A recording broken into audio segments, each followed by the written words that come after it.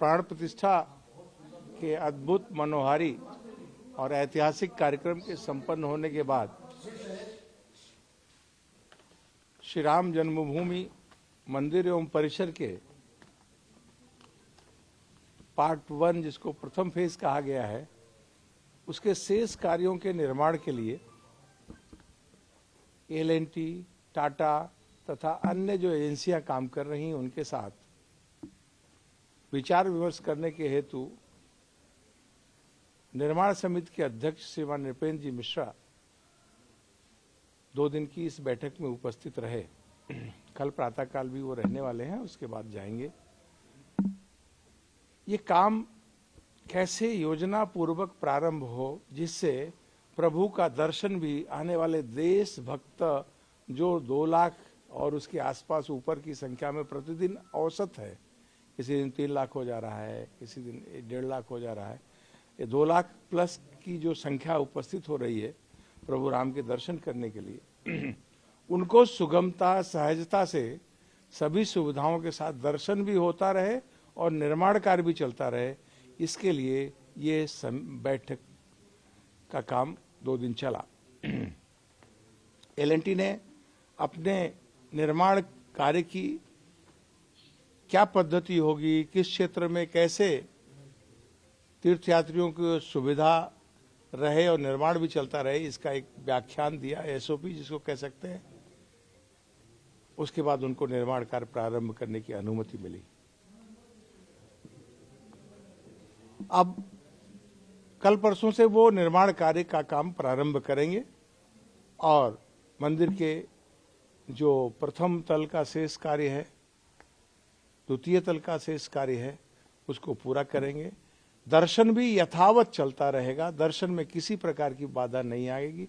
आने वाले सभी श्रद्धालु पूरे देश भर से जो आ रहे हैं उनको ट्रस्ट सुगमता पूर्वक दर्शन की व्यवस्था करा रहा है, जिसमें उत्तर प्रदेश सरकार के माननीय मुख्यमंत्री योगी आदित्यनाथ जी ने उत्तर प्रदेश के अधिकारियों को ट्रस्ट की इस व्यवस्था में सहयोग करने के लिए लगा रखा है। जिला प्रशासन भी इस कार्य में ट्रस्ट का सहयोग कर रहा है, जिसके नाते आज दर्शनार्थियों की दर्शन व्यवस्था बहुत सुगमता पूर्वक संपन्न हो पा रही। अब निकट भविष्य में निर्माण कार्य प्रारंभ होगा तो थोड़ी और सावधानी चैतन्यता रखते हुए उस निर्माण कार्य को करना है, दर्शन भी चलाते रहना है।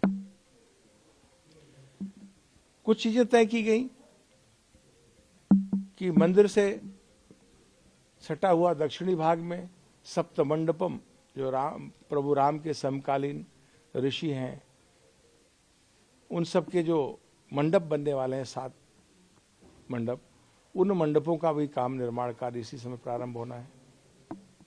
हम जानते हैं कुबेर टीला बनकर के तैयार है, उसका संपर्क मार्ग बन रहा है। जैसे संपर्क मार्ग पूरा होगा, दर्शनार्थियों को दर्शन भी सुलभ हो जाएगा।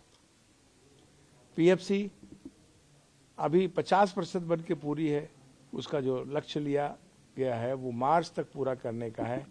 पूरी PFC अर्थात तीर्थ यात्री सुविधा केंद्र मार्च तक पूरा करके वो सभी यात्रियों को उसकी सुविधाएं सुगमता पूर्वक उपलब्ध हो सके, ये तय किया गया। मंदिर के अंदर जो मार्ग हैं, यद्यपि आने जाने के मार्ग बन चुके हैं, लेकिन उसको फिनिश करना है, उस पर पत्थर लगाना है, उस पर लाइटिंग लगानी है, उसको सजाना है, उसको भी तैयार करने का साथ ही योजना बनी है। आने वाले दर्शनार्थियों को किसी प्रकार की असुविधा न हो, सामान रखने की, बैग रखने की, इसके लिए भी यात्री सुविधा केंद्र की क्षमता बढ़ाना, उसमें संसाधन बढ़ाना, स्कैनिंग सभी चालू हो जाए, इसके विषय में विचार करना। हम ये कह सकते हैं आने वाले कुछ दिनों में सभी स्कैनर्स चलने लगेंगे। अभी फ्रिस्किंग के सभी इकाइयां काम करने लगी हैं। क्यू सिस्टम बढ़िया बन गया है। निकट भविष्य में सभी दर्शनार्थी पूरी संख्या के साथ दर्शन कर सकते हैं। दूसरे फेज का निर्माण कार्य, उस पर विचार प्रारंभ हो गया है। शेष परिसर कैसे विकसित हो, आने वाला श्रद्धालु पूरे राम जन्मभूमि के 70 एकड़ के क्षेत्र में निर्मित होने वाले सभी निर्माणों का उपयोग कर सके, चाहे वो यज्ञशाला हो, चाहे वो ऑडिटोरियम हो, चाहे वो STP 2 का काम हो, सब कुछ निर्माण कार्य कैसे बने उसकी योजनाओं पर विचार विमर्श शुरू हो गया है। आने वाले निकट भविष्य में पार्ट 2 का भी निर्माण कार्य प्रारंभ होगा। जो द्वार बनने हैं उन द्वारों का भी अब चिन्हांकन शुरू हो गया है, मेजरमेंट शुरू होगा। UPRNN को उस काम को करने के लिए कहा गया है। वो निकट भविष्य में अपना सभी डिजाइन ड्राइंग को कैसे उस पर तैयार करेगा ये निर्णय करके बताने वाला है। तो हम ये कह सकते हैं 2 दिनों की समीक्षा बैठक में आगे के निर्माण कार्य की योजना, तीर्थयात्रियों के दर्शन की सुगमता में कोई बाधा ना आवे इसको ध्यान में रख के निर्माण कार्य करना, और पार्ट 2 के निर्माण की बृहद चर्चा हुई है और आने वाले दिनों में ये काम हो सकेगा। दूसरा, जो सामान आते हैं रामपथ पर आने वाले श्रद्धालुओं को कोई बाधा न हो, इस पर भी विचार विमर्श प्रारंभ हो गया है। कैसे वो गाड़ियां रात में आवें, परिसर के अंदर आके अनलोड हों, मार्ग खुला रहे।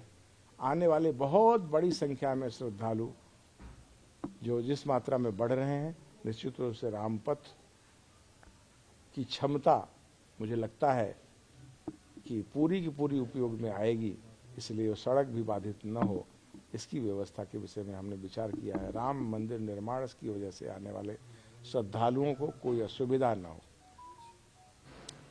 उत्तर प्रदेश सरकार ने, माननीय मुख्यमंत्री जी ने राम कथा संग्रहालय ट्रस्ट को सौंपा है। पिछले 2 दिनों से श्रीमान नृपेंद्र मिश्रा जी वहाँ पर निर्माण इकाई, निर्माण निगम और जो उसका काम देखने वाली इकाइयाँ हैं उनके साथ बैठ करके बृहद समीक्षा कर रहे हैं। कैसे ये अंतर्राष्ट्रीय स्तर का संग्रहालय बने। निकट भविष्य में 1 वर्ष के अंदर राम कथा संग्रहालय भव्य दिव्य रूप में आने वाले राम भक्त श्रद्धालुओं के लिए प्रस्तुत किया जा सके, इस काम की भी समीक्षा और इस काम की दिशा में आगे बढ़ने का भी कार्य प्रारंभ हो चुका है। मुझे लगता है ये 2 दिनों के अंदर की बैठकों का जो प्रमुख के विषय थे वो हमने आपको अवगत कराए। जब से रामलला विराजमान थे तब से लगभग कितने श्रद्धालुओं ने दर्शन पूजन किया? 30 तारीख तक लगभग हमको लगता है कि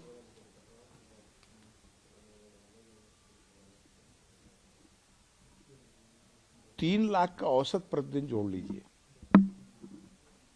किसी दिन इससे कम संख्या अभी नहीं हो रही है।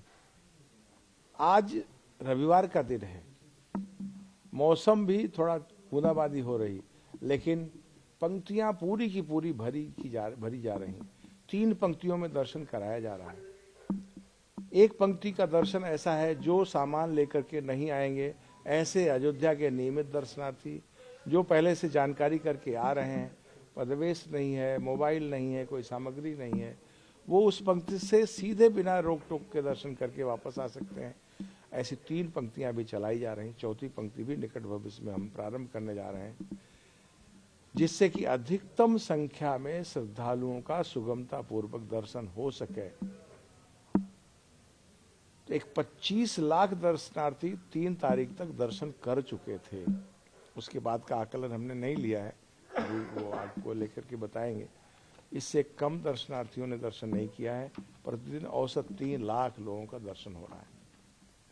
डॉक्टर साहब, ऑडिटोरियम का आपने कहा अभी चर्चा किया, ऑडिटोरियम का क्या स्वरूप होगा, कैसे?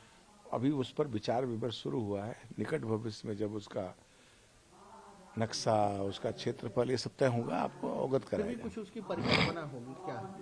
500 लोगों को बैठ करके ऐसे कोई कार्यक्रम जो बिना मंदिर के परिसर को डिस्टर्ब किए हुए रामपथ से उसका एंट्रेंस दे करके वहाँ कोई कार्यक्रम संपन्न हो सके, ऐसा एक छोटा 500 लोगों का ऑडिटोरियम वहाँ बनाने की योजना है।